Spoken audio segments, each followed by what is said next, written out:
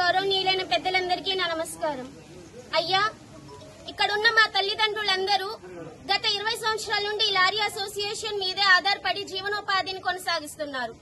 కానీ గత 2-3 సంవత్సరాల నుంచి బొగ్గు లోడింగ్ అనేది ట్రైన్లకు ఇవ్వడం కారణంగా మా లారీ లోడింగ్ అనేది తగ్గిపోయింది. దీని కారణంగా మా తల్లిదండ్రులందరూ లారీలు ట్యాక్సీలు కట్టుకోవడానికి కానివ్వండి, వాటికి ఉన్న ఇన్సూరెన్స్లకు కానివ్వండి, కిస్తీలకు కానివ్వండి, రోడ్ ట్యాక్సీలకు కానివ్వండి, వాటన్నిటిని కట్టుకోవడానికి అప్పుల పాలవుతున్నారు.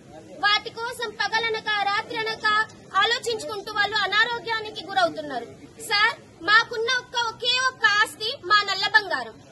దాన్ని కూడా మీరు మా నోటికారు రానకుండా మీరు తాగేస్తుంటే మా జీవనోపాధి మా భవిష్యత్తు ఏంటి? మా భవిష్యత్తుకు ఆధారం ఏంటి?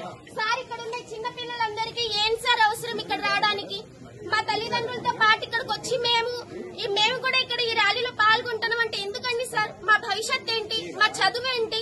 మా పెళ్లిళ్ళు ఏంటి సార్? వాటి గురించి మా కన్న తల్లిదండ్రులు ఆలోచించుకొని వాళ్ళు అనారోగ్య పరిస్థితికి గురవుతున్నారు.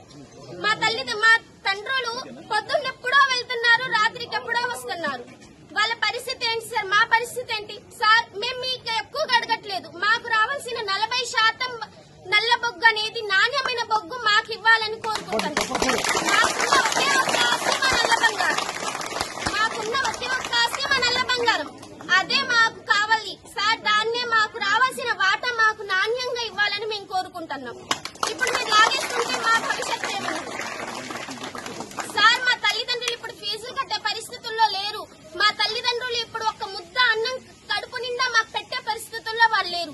సార్, మా స్కూల్ ఫీజులు ఏంటి? ఈ పిల్లల యొక్క భవిష్యత్ ఏంటి? మా అన్నలు, మా తమ్ముళ్ళు, మా చెల్లెళ్ళు, వీళ్ళ భవిష్యత్ ఏంటి?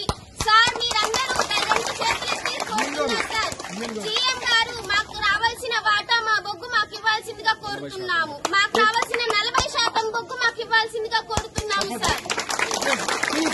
ప్లీజ్ సార్, రిక్వెస్ట్ ఇది. మాకు రావాల్సిన నాణ్యమైన బొగ్గు 40% బొగ్గు మాకు ఇవ్వాల్సిందిగా కోరుతున్నాము సార్.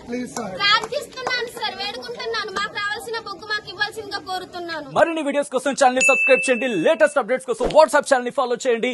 అండ్ లింక్ డిస్క్రిప్షన్ లో ఉంది.